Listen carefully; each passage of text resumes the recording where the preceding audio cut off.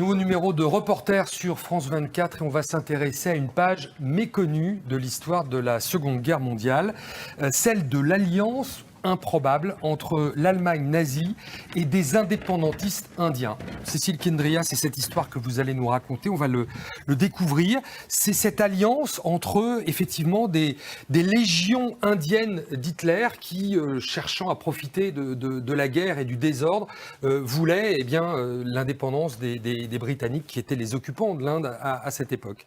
Exactement, et cette histoire est méconnue en Inde notamment, mais lors d'un voyage là-bas, j'ai rencontré un journaliste qui me dit un jour « Savais-tu que Hitler avait une légion indienne ?» Je ne l'ai pas cru, je pensais que c'était une blague. Il me dit « Non, je viens de parler à un interprète de cette légion, un Allemand, et grâce à lui, j'ai écrit un article. » Et je lui dis « Ok, creusons davantage, peut-être qu'il y a d'autres témoignages qu'on peut récolter. » Et on a vu plus tard qu'un livre avait été écrit sur le sujet, et c'est un peu grâce à ce livre fourni de témoignages qu'on a pu faire ce reportage. Voilà, une enquête qui vous a emmené des Pays-Bas jusqu'à même aux plages françaises. On va découvrir tout ça dans votre reportage et puis on vous retrouve juste après un reportage de Cécile Kendria donc sur ces légions indiennes d'Hitler.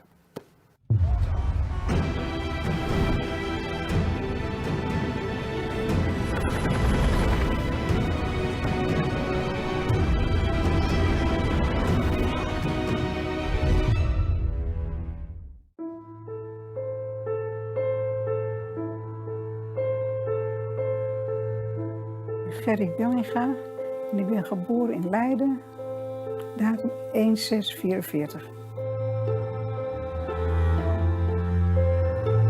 Mijn moeder komt uit Zandvoort. Mijn vader was onderdeel van de Indiase troepen van de Duitsers in Zandvoort. Dit is mijn moeder en hier is mijn vader. De son père, elle ne connaît rien. Quelques années après sa naissance, la mère de Gerry épouse un citoyen hollandais et décide d'éliminer tous les souvenirs du passé. Elle ne parlera jamais de son premier compagnon. Le père de Gerry s'appelait Mohamed. C'était un soldat indien de la Légion de l'Inde libre. Une légion méconnue qui pendant longtemps fut gardée secrète. C'était une histoire intéressante. Beaucoup de gens ne la connaissent pas. Pour moi, personnellement, ça signifiait survivre à la guerre. Sinon, je ne serais pas là pour vous en parler.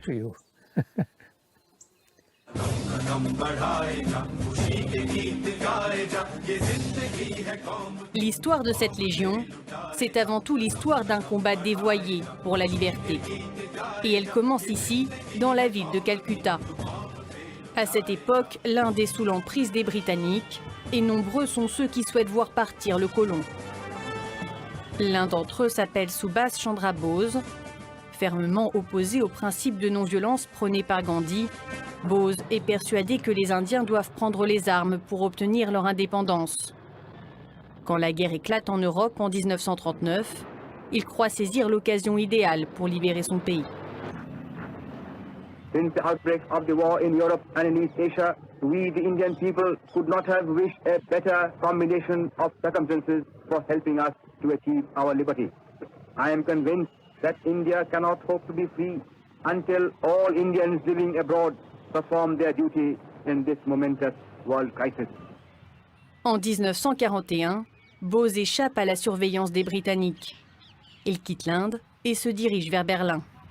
Avec une proposition, recruter les prisonniers indiens de l'armée britannique pour en faire une légion qui, avec l'aide de l'armée allemande, libérerait l'Inde de la tutelle coloniale. Au début de la guerre, les puissances alliées et les puissances de l'Axe se battaient en Afrique du Nord et les soldats indiens qui combattaient pour la Grande-Bretagne ont été capturés par les Italiens et par les Allemands. Ces soldats ont ensuite été emprisonnés en Italie et en Allemagne. Bose considérait ces soldats comme un formidable matériel qu'il pourrait recruter dans son armée indienne libre. Il les considérait comme des mercenaires, comme des personnes qui servaient un pouvoir conquérant étranger. Et il voulait les persuader que c'était le moment pour eux de devenir indiens. Bose multiplie alors les rendez-vous. Les hauts gradés allemands, comme Himmler, le chef des SS, se montrent réceptifs à son projet, mais il lui faut coûte que coûte convaincre le Führer. Hitler méprisait complètement l'Inde. Pour lui, les Indiens constituaient une race inférieure. Mais ses conseillers l'ont convaincu de rencontrer Bose et de l'utiliser comme outil de propagande dans la lutte contre les Britanniques. L'idée derrière la propagande était de dire que les Allemands essayaient réellement d'aider ceux qui avaient été asservis par les Britanniques. Bose part à la rencontre des soldats indiens et au fur et à mesure, malgré les réticences initiales, les rallie à sa cause. Ils l'écoutaient tous. C'était un orateur fascinant. Au début, les soldats ne voulaient pas faire défection. Mais ensuite, Subhash Chandra Bose leur a parlé. Il leur a dit « Vous devez vous battre pour la liberté de l'Inde, et vous pouvez le faire. » À cette époque, Rudolf est un jeune Allemand de 19 ans. Il doit être renvoyé sur le front russe, mais il y échappe in extremis. Il vient d'être embauché pour servir d'interprète en hindoustani dans la Légion. Quand je suis arrivé là-bas, j'étais dans la 10e compagnie. Mon commandant a dit « Vous pouvez commencer tout de suite. » Un Sikh est arrivé, j'ai rien compris. Je n'étais pas un très bon interprète. Ils sont près de 3000 à rejoindre les rangs de la Légion. Placés sous les ordres de généraux allemands, ils suivent un entraînement de près de 2 ans et sont formés aux normes les plus strictes de la Bundeswehr. Ces simples soldats se voient souvent promus au rang de lieutenant ou de commandant. Et contrairement aux usages de l'armée britannique, les membres de la Légion sont rassemblés, toutes religions confondues. Tout le monde était mélangé. Pas comme les Anglais qui avaient des bataillons sikhs ou des régiments musulmans ou quoi que ce soit d'autre. Et notre chanson de la Légion disait « Hindous, musulmans, sikhs et chrétiens sont tous frères ». Et ça fonctionnait très bien. De son côté, Bose met en place un gouvernement indien en exil. Il crée le centre Free India à Berlin et de là, il transmet ses discours sur les ondes de la station Azad Hind. Only when the blood of freedom-loving Indians begins to flow will India attain her freedom. Inqilab. Bose faisait son plaidoyer pour l'indépendance de l'Inde. Il disait à quel point les Britanniques étaient affreux, affirmant que les soldats indiens étaient en train de faire défection. S'il pouvait empêcher les soldats indiens de se battre pour l'armée britannique, ce serait un coup dur pour les Britanniques. Mais face au ralentissement de l'avancée allemande en Russie, les chances d'atteindre l'Inde s'amenuisent. Bose décide de rejoindre le Japon, aussi en guerre avec les Britanniques et qui se bat notamment aux frontières de l'Inde. La Légion de l'Inde libre est donc laissée aux mains des Allemands et en 1943, elle est cantonnée aux Pays-Bas. Les légionnaires ont pour ordre de protéger le mur de l'Atlantique. À Zandvoort, ils fortifient la plage et construisent des bunkers. Nous avions environ 350 bunkers. Alors les Indiens sont venus. Ils ont été postés ici parce qu'il y avait un manque. Ils n'avaient pas assez de gens de leurs propres troupes. Alors ils ont posté des Indiens. À l'époque, le grand-oncle d'Anne Nevin est ouvrier à Zandvoort. Comme lui, les habitants de la région ne sont pas hostiles aux Indiens. Au contraire, ils voient en eux un peuple ami, souffrant aussi de la domination étrangère. Les jeunes filles sont nombreuses à braver les barrages pour pouvoir les rencontrer. La rumeur s'est vite répandue. Il y avait des hommes sympas à voir et avec qui danser. Les filles de Haarlem voulaient toutes venir à Zandvoort, car ces hommes étaient exotiques. Ils étaient toujours amicaux. Ils avaient des choses à raconter et des choses à échanger. Quelques mois après leur rencontre, la mère de Guéry annonce à Mohamed qu'elle est enceinte. Ils décident de se fiancer. Hier is de ring. Te datum. Ik heb er een steentjes in laten zitten.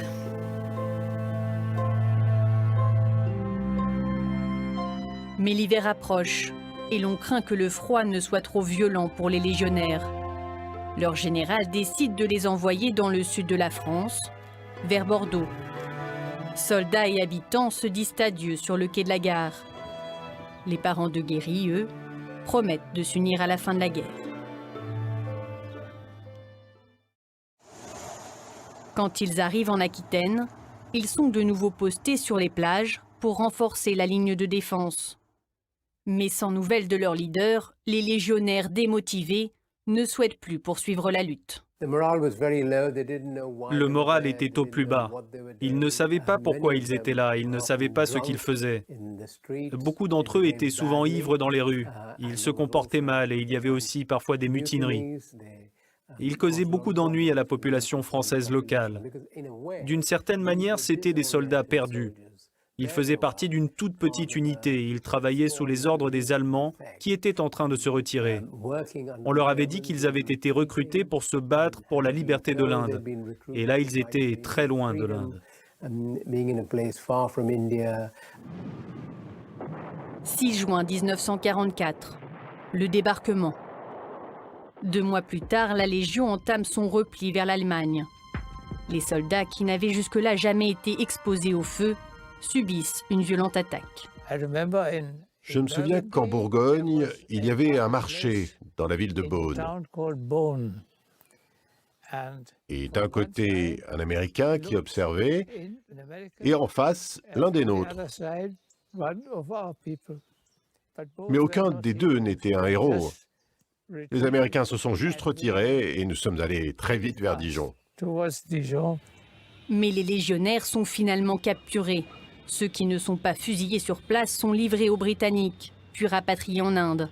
Emprisonnés au Fort Rouge de Delhi, ils doivent être jugés pour haute trahison. Le procès du Fort Rouge a finalement permis aux Indiens de découvrir ce qui s'était passé pendant la guerre et qui leur avait été caché. Cela a entraîné un élan de solidarité. Au lieu de traiter ces hommes comme des traîtres à mettre à mort, les Indiens les considéraient comme des héros qu'il fallait célébrer et honorer. Face à la pression populaire, ils seront tous libérés en 1946.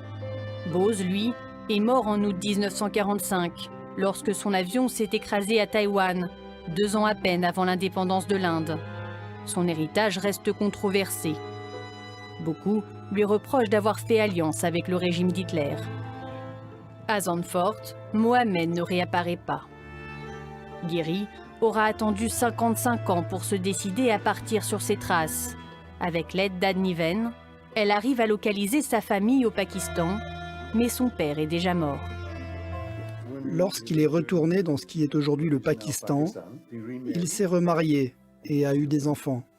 2 d'entre eux sont sur cette photo. Là, c'est sa fille et là, son fils. Nous avions espéré les rencontrer, mais ça ne s'est jamais fait.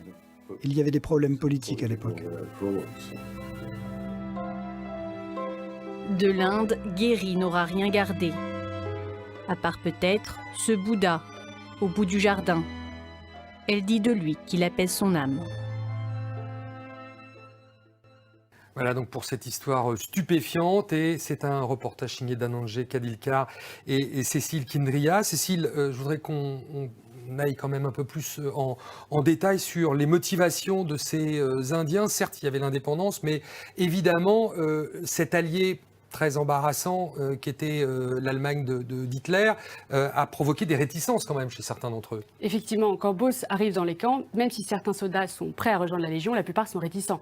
Ils n'ont pas du tout envie de s'allier avec l'Allemagne, et en plus ils sont fidèles à l'Empire britannique. Leur père avait été soldat avant eux, leur grand-père, donc ils n'ont pas du tout envie de... Donc il faut les motiver. Exactement, il faut les motiver. Pour les motiver, Bose décide de leur proposer des avantages, il leur propose de devenir lieutenant, commandant, etc. Et surtout, il leur promet que cette légion restera secrète, que l'Empire britannique ne saura pas qu'ils ont rejoint cette légion, parce que leur famille pourrait subir les conséquences. Et en plus de ça, le fait que la légion soit secrète a permis aux Indiens de bénéficier de certains avantages, et c'est Anne Niven qui nous raconte cette histoire. Les Britanniques pensaient que leurs soldats indiens étaient encore dans des camps de prisonniers de guerre. Ces soldats recevaient donc des colis envoyés par la Croix-Rouge, avec toutes sortes de choses comme des bonbons, du lait concentré, des cigarettes, etc. Mais en réalité, ils étaient au service des Allemands. Ils n'auraient donc jamais dû recevoir ces colis. Mais ils continuaient à les recevoir et les Indiens étaient ravis car ils pouvaient faire du troc avec les habitants. Alors Cécile, dans votre reportage, vous dites que Bose est allé donc au Japon, après ce voyage qu'on a vu en Allemagne. Qu'est-ce qu'il est parti y faire? Qu'est-ce qu'il attendait de cette rencontre avec les responsables japonais? Effectivement, Bose décide de partir au Japon parce qu'il se rend bien compte qu'avec l'Allemagne, il va avoir du mal à arriver en Inde. Et en fait, il va au Japon parce que les Japonais se battent aussi contre l'Empire britannique. Ils ont déjà d'ailleurs conquis une grande partie de l'Asie du Sud-Est et ils sont aux portes de l'Inde. Donc Bose arrive et il arrive à lever une armée, cette fois-ci assez grande. 43 000 soldats le rejoignent. Et avec l'armée japonaise, ils arrivent à rentrer en Inde. Mais malheureusement, la guerre finalement arrive et les Japonais perdent la guerre et donc Bose n'arrive pas à ses fins. Bon, alors la guerre se termine définitivement. Les soldats de cette légion indienne qui était en Europe, plus ceux du Japon, retournent en Inde et s'ouvre pour eux un procès pour haute trahison, pour trahison en tout cas. Ça se passe juste avant l'indépendance de l'Inde.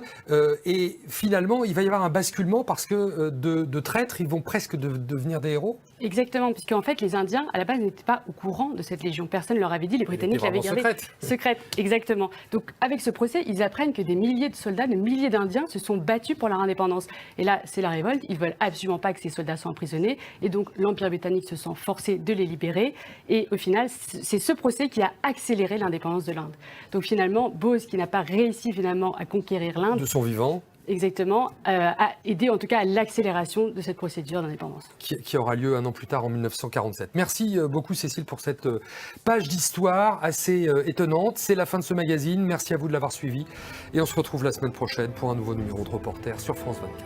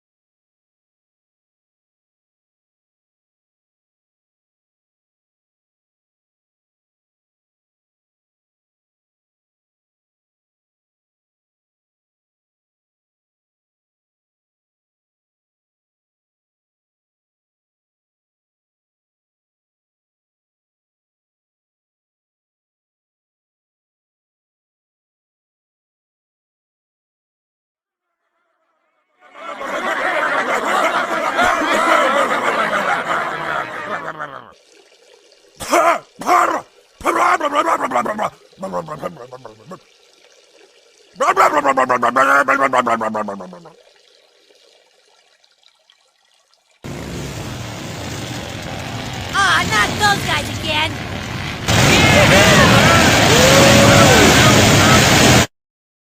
Saddam, I am the Dark Ruler, not you. Relax, bitch, you better see not her. I can't. Let's start by building a big statue of me, right over there where that fat kid is standing. Hey, don't call me fat, buttfucker!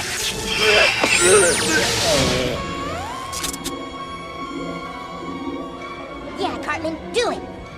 Damn shit! Respect my fucking authority!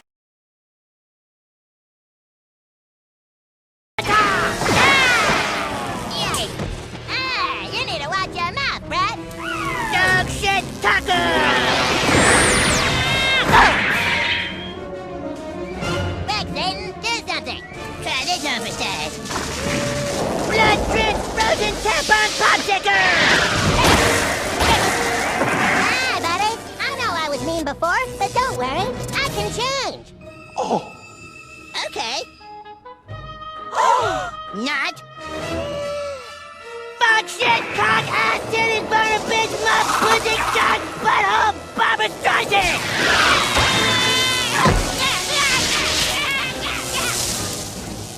What are you waiting for, bitch? Destroy him!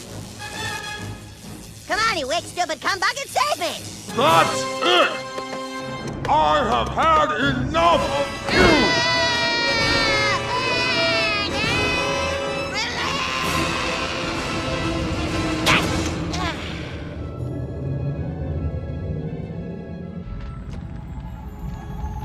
spent so much time convincing me I was weak and stupid that I believed it myself. Well, very well then. I will pull all my minions back. I guess I'm destined to live in hell. Alone.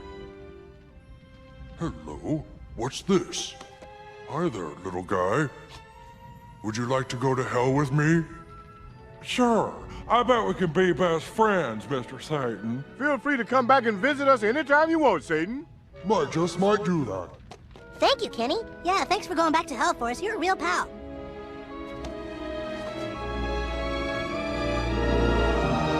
Goodbye, you guys.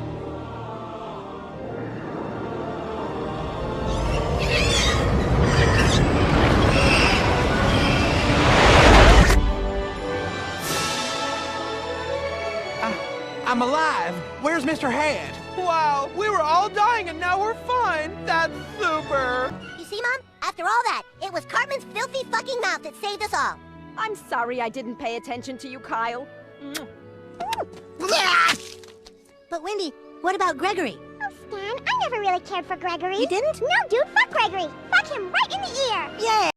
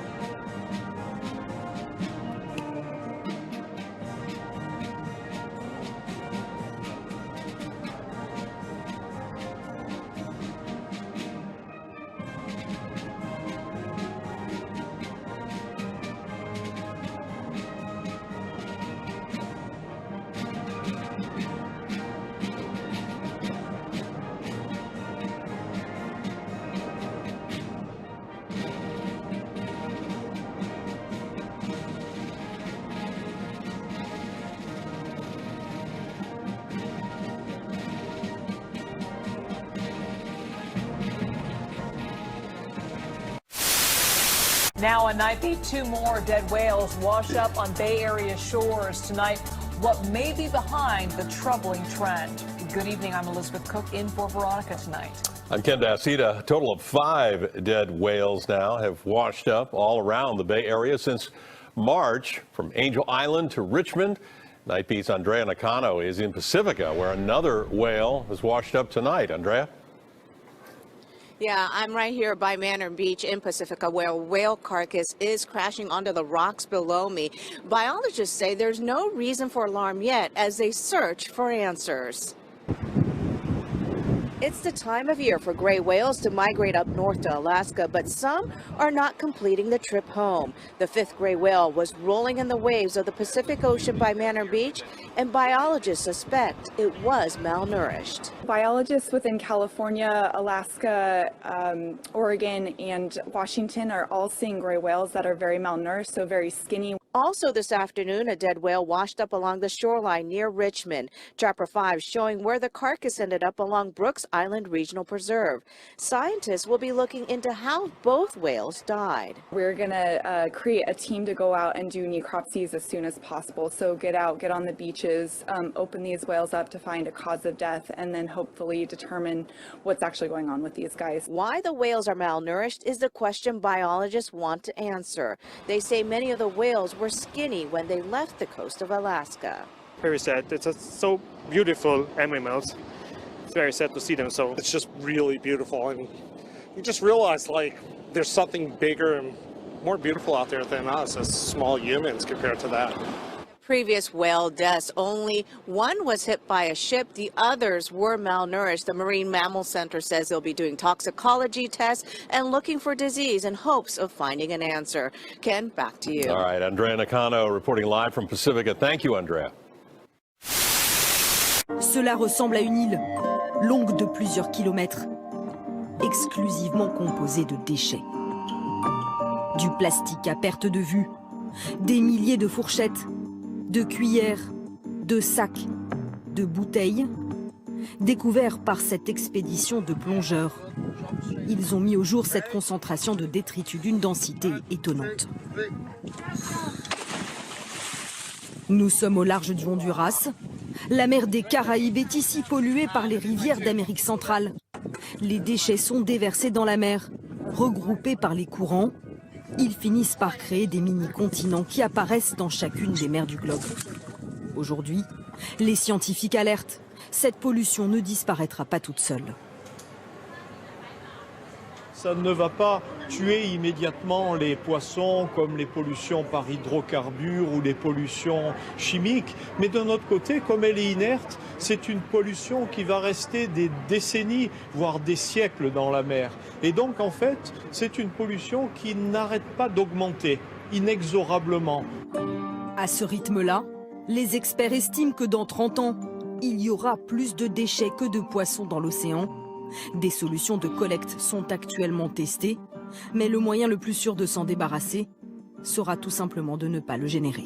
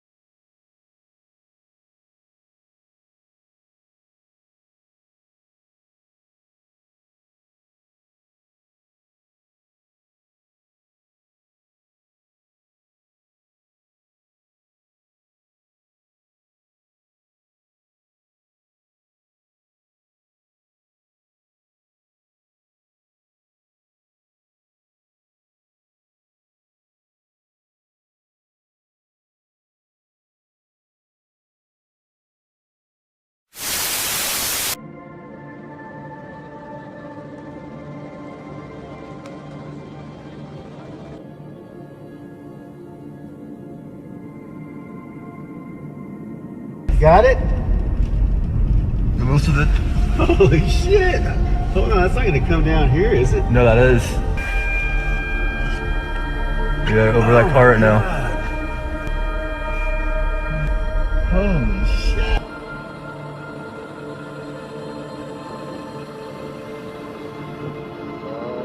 redondance. 나를 쓰잖아, 그냥 항상.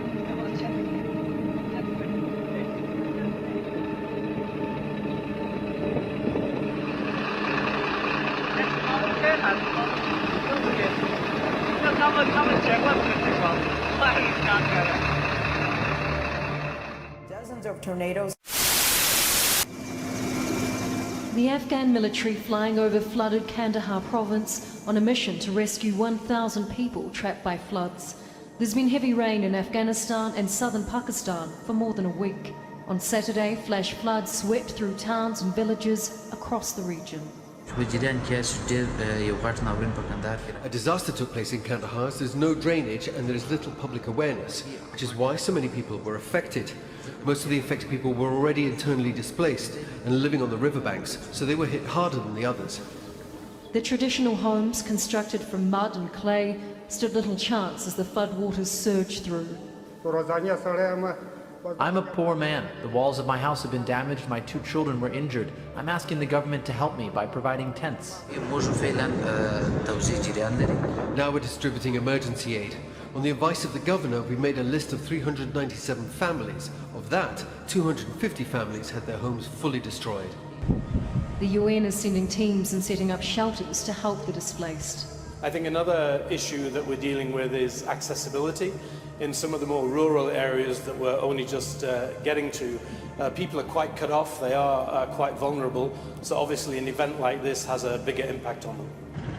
The destruction extends from Kandahar through 6 different provinces to Herat and Farah in the west. More than 500 homes have been damaged or destroyed, as well as schools, mosques and bridges. In Pakistan, the southern province of Balochistan has been hardest hit. The military rescued hundreds of families stranded by floodwaters. Relief camps have been set up for those at higher altitudes dealing with heavy snow. Back in Afghanistan, most people were hurt as their homes collapsed around them. Others were swept away in the waters. In Kandahar, those who could travel made their way from faraway districts to Muas Hospital. Those who couldn't waited as half a dozen medical teams tried to reach flood-hit areas. Many people remain missing, and in such remote areas of Afghanistan and Pakistan, it is going to take some time to assess how many lives and possessions have been lost. And good afternoon. People in central Alberta were shaken by a 4.6 magnitude earthquake this morning. Natural Resources Canada says the quake's epicenter was just south of Red Deer. It was felt by residents in surrounding communities. Kendra Slagowski is in Sylvan Lake with more.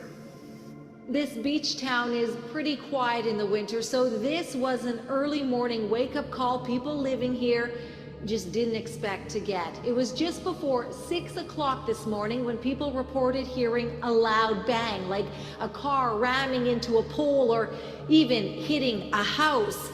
AltaLink says power went out in Sylvan Lake because of problems with their transformers just west of Red Deer. Some areas were without power for about an hour and a half this morning, but by 7:30 it was restored. But for those living here, an earthquake in the middle of winter is still a shock. All of a sudden there was a big shudder of the house, and my bed shuddered even more, it just had a big jump to it. And because of my past experience of living in Victoria, I knew immediately that it was an earthquake. My older son was just getting up for work, so I woke up to it. It was quite the shake, and I said, "Did you just hear that?" And he said, "Yeah, it felt like an earthquake." Felt like the house fell off the foundation. Many people in Red Deer said they saw their doors rattling, and we also heard from people living in Rimbey, Lacombe, waking up to that loud bang. Definitely the talk of the town here.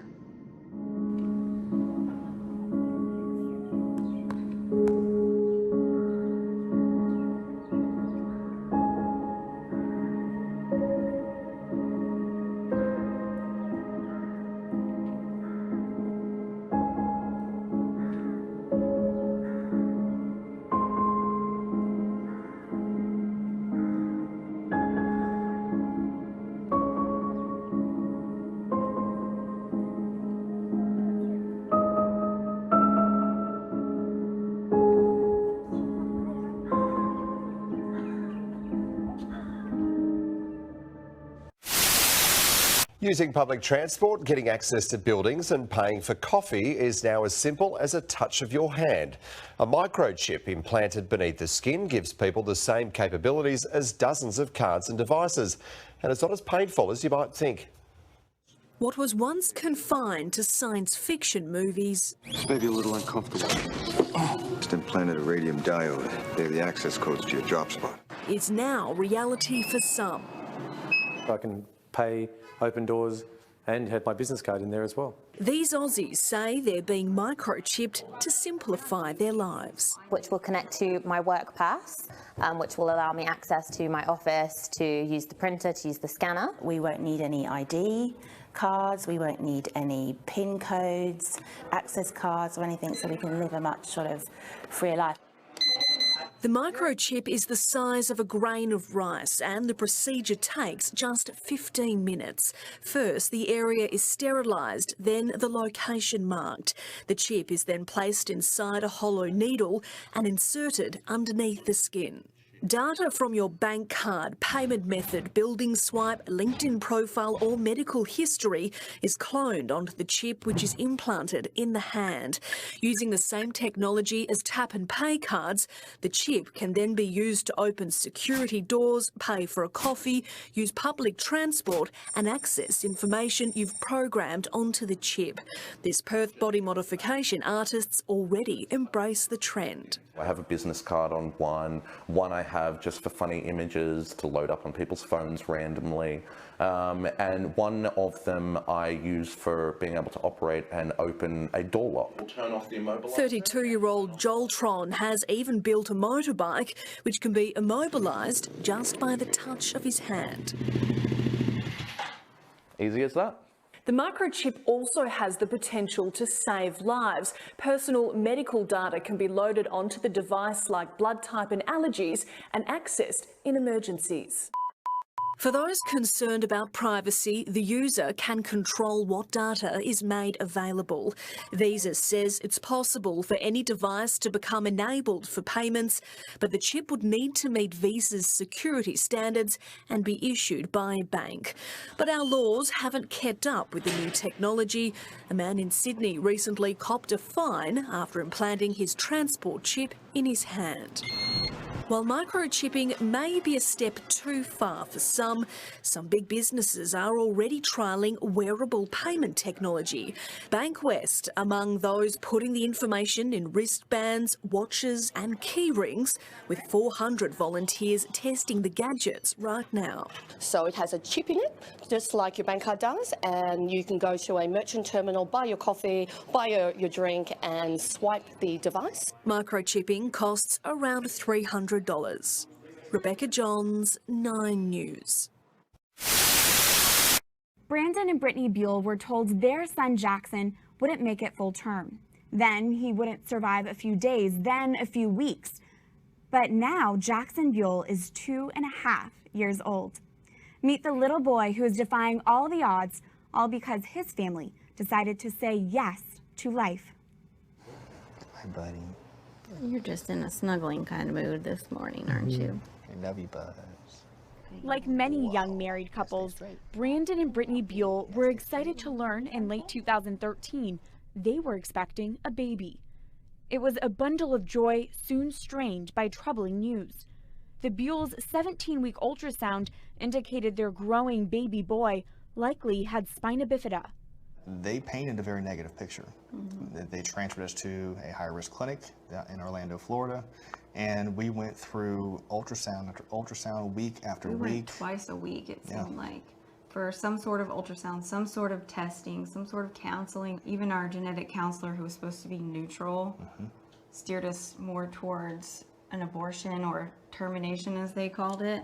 And even we denied it and we scheduled it anyways, just in case we changed our minds. But Brandon and Brittany didn't change their minds. And on August 27, 2014, Jackson Buell was born, missing roughly 80% of his brain. Well, I remember laying there when I was getting my C-section, and he tried to prepare me for just even how small his head was. And even that first initial shock was like, okay, we're really in for something, because he was a lot smaller than I ever anticipated. Jackson, as far as doctors can tell, is not in pain, but is severely disabled. He receives his nutrition from a tube and has frequent startle seizures. It's okay. Hey, It's all right, Mommy's baby. right here. I got you. Did you fall asleep? Misdiagnosis after misdiagnosis, the Buells finally learned their son's condition when he turned 1. Jackson has microhydranencephaly, which means there's spinal fluid where his brain's left and right hemispheres should be. Brandon and Brittany made a decision early on in their parenting. Instead of preparing for Jackson's death, they would focus on Jackson's life. We want him to experience as much as possible, and it's really benefited him because he's really smart and strong and he's learning. They document his strides in Facebook videos. Good. Mommy's proud of you. Look at you eating that cookie. Jackson eating on his own. Good job! Look at those big steps. Jackson attempting to walk. The Buells even claim to hear their son say, "I love you," like in this moment, captured here.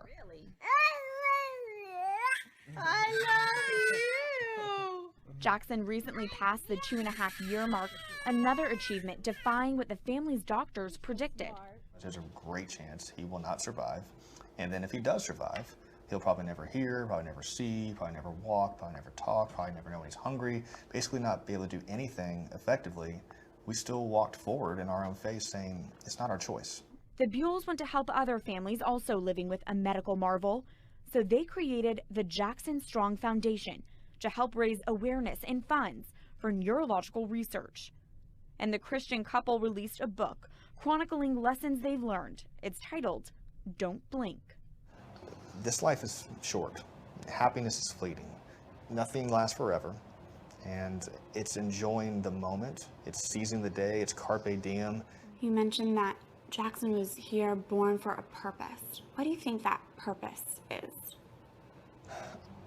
I think it comes down to hope. He's already touched so many more lives than I will ever be able to touch. And he's not even 3. We know better than anybody else there's a great chance we outlive our son. And although that'll be tough, if and when that day happens, it does not discount anything he's done. It does not take away any value he has. Value is not in how many days you're here, but it's truly to show that every single one of us has a unique story and what we can contribute to society. I love you, Jackson. What a big impact one little boy can have on the world.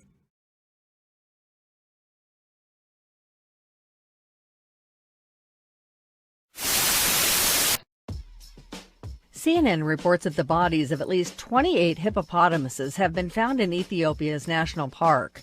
Bahir Omega, head of the park, told reporters that the animals died between April 14th and 21st, and that the cause of their deaths is unknown. Hippo populations are threatened by poachers, disease, deforestation, and pollution. Poachers export the hippo's long canine teeth to Hong Kong and the United States, where they serve as substitutes for elephant tusks. The global population of hippos is estimated to only be between 115,000 and 130,000. More than 50 people are feared dead after a landslide in northern Myanmar's Kachin state trapped jade miners. Only 2 bodies have been recovered, while many others are still missing. Police said the disaster created a huge mud lake that buried miners and some 40 vehicles. Dozens die in Myanmar each year due to landslides caused by jade mining. A major collapse in November 2015 left more than 100 dead. All right, we're going to turn to the weather now. A massive storm that barreled through the southeast before moving north has killed at least 5 people, and it has left a trail of devastation.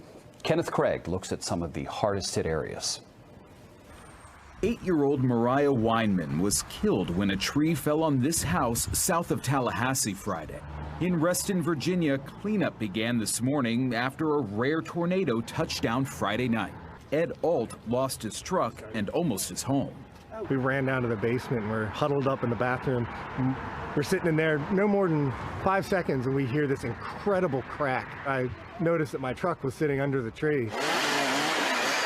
The National Weather Service was on the scene assessing the damage. There was leaf splatter on sides of house where it shouldn't be, but it was indicative of a swirl, and that swirl kind of covers, plasters all sides of dwellings and cars. In Atlanta Friday, a tree crashed through the roof of this apartment complex and onto this couple and their young daughter, who were laying in bed. They were cut and bruised, but otherwise okay. In Mississippi, at least 3 are dead, and there is a state of emergency after tornadoes, high winds, and soaking rain. It just went through in just a matter of seconds, and it was over. I mean, out of blue.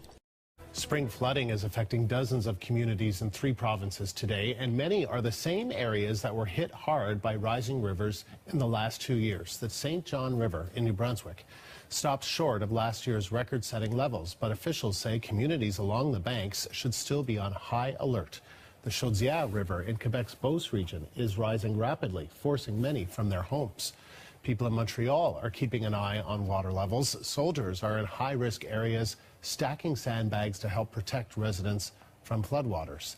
And high water levels on the Ottawa and Gatineau rivers are threatening many of the same neighborhoods they did in 2017. We have breaking news out of Quebec. Western parts of the province are in a state of emergency right now due to major flooding, and 1 person has died. Laura McQuillan has the details on that. So what do we know at this stage, Laura? What we're learning, Natasha, is that a woman has died after her car went into a sinkhole that was created as a result of this flooding. We do have some new video coming from one of our colleagues at Radio Canada. This is the scene there.